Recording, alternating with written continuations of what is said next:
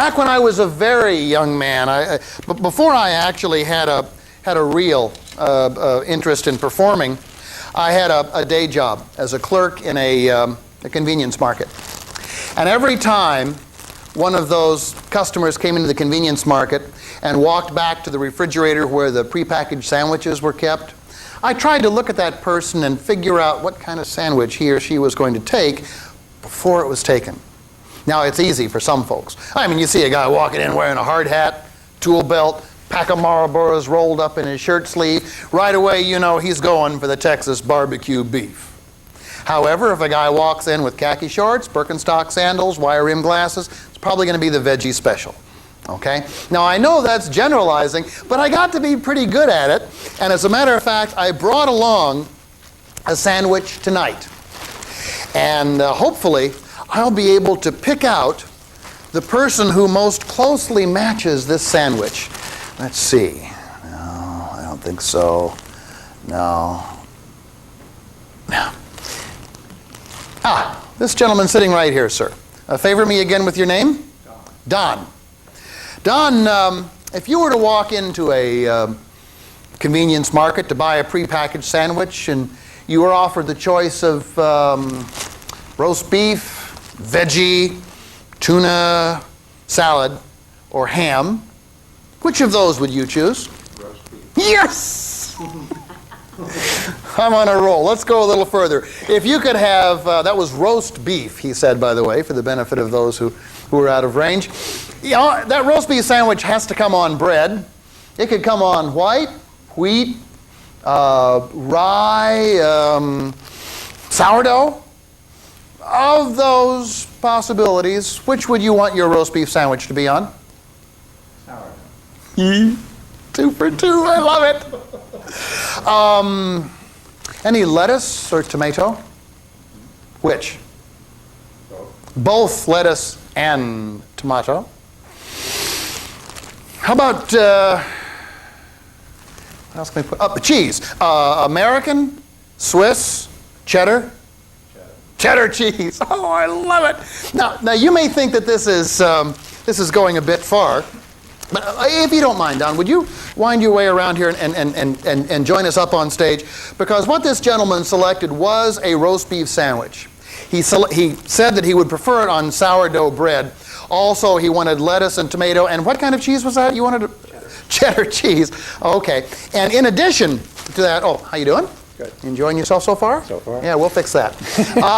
And if you had a choice of condiment, mayo, mustard, ketchup? None of the above? None of the above. Go ahead and pick one anyway. Mustard. Okay. Now, you'll notice, by the way, that there is a sandwich down in here. If you will, reach in, take out the sandwich.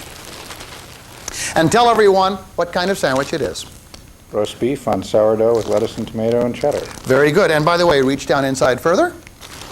And a packet of mustard. You fit the profile. Thank you very much, Don. Thank you. This is a piece of cake. Actually, it's a piece of bread. First of all, there are only 4 basic methods in mentalism. And my good friend Pasquale Perino told me this. He said there are only 4 ways. You force it, you fake it, you find it out, or you fill it in. That's it. The only 4 methods. Well, this is fill it in. And it's very, very simple. You see, what I used was a common device that you've heard about, but you never probably realized could be used in this way. I used essentially, wait a minute, what did I do with it? Where did I put it? Oh yeah, in this pocket over here. It's a Swami gimmick, a thumb writer. It's a little band of metal that fits on my thumb and has a colored crayon in it that I can move around and make little X's and O's. And I don't bother trying to write script. That's far too difficult for me. And there's no payoff in it. Your audience isn't going to be impressed with your virtuosity of being able to write left-handed and backwards with a Swami gimmick. But what I did do was I went to a convenience market and I bought a sandwich. That's key number 1. You buy the sandwich. I'll tell you how to do all this. Very simple. You eat the sandwich. First of all, you don't want to be carrying around as a prop a sandwich more than about a half a day old. The second thing is you need to replace the sandwich. So what I did was I cut a couple of squares of 1/2 inch thick foam rubber into piece of bread size. Got a brown magic marker and colored the edges, because all bread has a brown crust. Okay? Various shades of brown. So if you look closely, it's very difficult to see under these lights especially, but you can actually see the bread crusts in there. Now, because he was given the choice of sourdough, wheat, rye, which is very dark, okay, we don't want them seeing through the sides of the package. So therefore, a colored panel goes in the side of the package. Then I put a piece of cardboard over the top of the sandwich pack to seal it, and then put this aluminum mylar. Now, normally when you buy the sandwiches, there's clear plastic and you can actually see the contents of the sandwich inside. Okay, well, we can't do that. So the next thing is to make it look at least kind of kitchen industrial. So you buy a Lay's potato chip bag, eat the potato chips, turn the bag inside out, and you get this silver stuff. Okay? A little bit of spray cement, stick it down, you're done. Then, well, you take a little bit of, this is like kitchen wrap, saran wrap it around the package, and then slap the label on. The label is the key. Now, what I did on my computer, and you don't need to do this, by the way. You can do it on a typewriter. You can even do it by hand if you want to. But I'm a perfectionist, and I wanted to do it so it really looked cool. So I made up a label. It even says, Healthy Harvest, Quality Sandwiches. And then on it, it says roast beef, tuna salad, ham, or veggie. Little line. White, wheat, rye, sourdough, little line, lettuce, tomato, / American cheddar, and Swiss. And then down below, I copied off of a real sandwich. Ingredients: enriched wheat flour, niacin, reduced iron, thiamine, mononitrate, vitamin B1, riboflavin, vitamin B2, folic acid, water, dextrose, yeast, yada, yada, yada, yada. Thank you, Jerry Seinfeld. And so that the person, there's only one person who sees this. That's the person I bring up on stage. Okay? And so therefore, when he looks at it, he sees what looks like a sandwich logo, he sees this real fine print ingredient list, and he's far less likely to challenge. Now, what it is now you understand why I have red crayon in my thumb writer, because I want a contrast between the black printing and the red. And all that I do is, after I have the ingredients, as I'm reviewing them, and as he's coming up, I pull the sandwich out of the bag and I hold it upside down. And then I overline, which turns out to be underline at the end. I overline each of the suggestions as he's coming up. And I'm talking to him, and I'll occasionally look down to center the gimmick, but then I'll go ahead and talk, and he'll come on up, and he's on his way, and I'm ready to go, and the sandwich goes back in the bag. Okay? That's only part of it. When the sandwich goes back in the bag, the gimmick, look how ugly that is if you really look at it. But nobody sees it. The sandwich goes in the bag. The Swami gimmick goes on the hand, in the hand. And now you can shake his hand without making him feel like you're doing a thing on him, okay? Or like you have this ugly red wart on your thumb. Then, as you're speaking to him and you're talking, now you had a completely free choice, and so on, your hand goes into your pocket. And it leaves the Swami gimmick there. It does something else. Now normally, this is a fairly small auditorium, so it didn't take him very long to get up on stage. Normally, as the person is working his way through the audience, and notice I chose someone in the center who had to take some time to get past everyone else, because I needed that time to do what I had to do. But normally he'd be even further back and take even more time, so I could ask him as he's coming up, what condiment would you prefer? Mayo? Mustard? Ketchup? Now the reason I insisted that you pick one is I wanted it for the lecture. I wanted the kicker.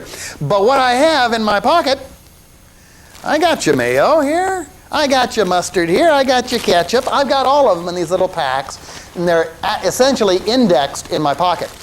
Okay? So I know where to go. Oh, here it is.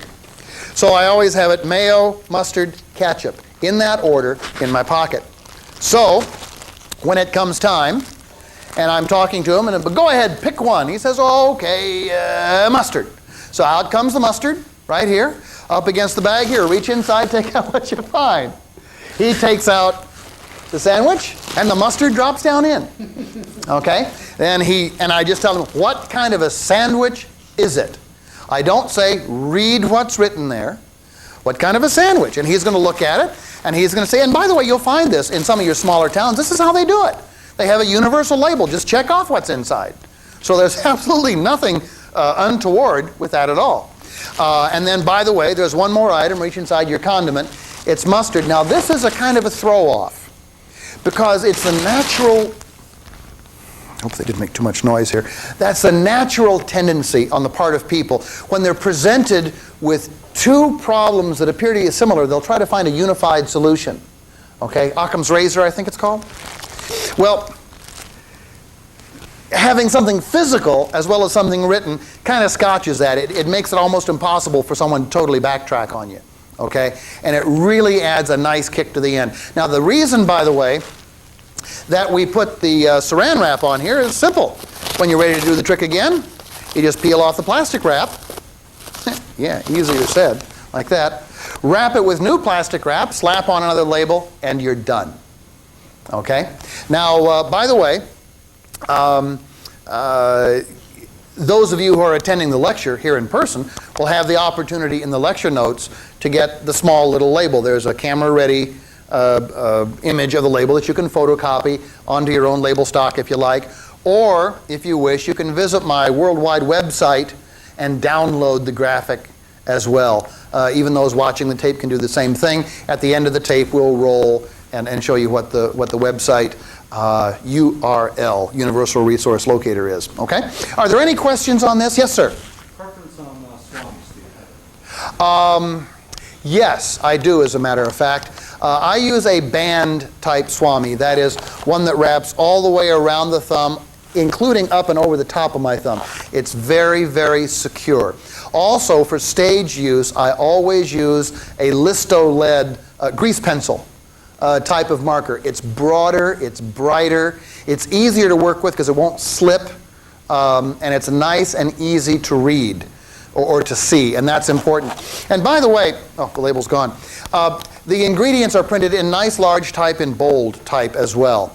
Now, normally what I recommend is when you ask someone to come up on stage from the audience to read something, I normally suggest that you always pick someone wearing glasses, because that way you know the person is not going to be embarrassed by not being able to read it or have to fumble around during your climactic moment trying to get his glasses or have to get them out of her purse back in the audience.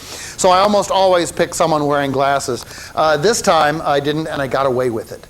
But I would suggest always choose someone wearing glasses, okay? This piece, by the way, was contributed to Syzygy, this is amazing, by a 16-year-old high school student, okay? Just goes to show you that it's just not us old guys that are coming up with the good ideas. This young gentleman has created two commercial routines, the Right and Pez to Digitation. He kind of guessed that is. He's the editor and publisher of Illusion News and Notes for Teenage Magicians. He called this particular presentation Deli Delight. His name is Andy Levis, and I hope you liked it.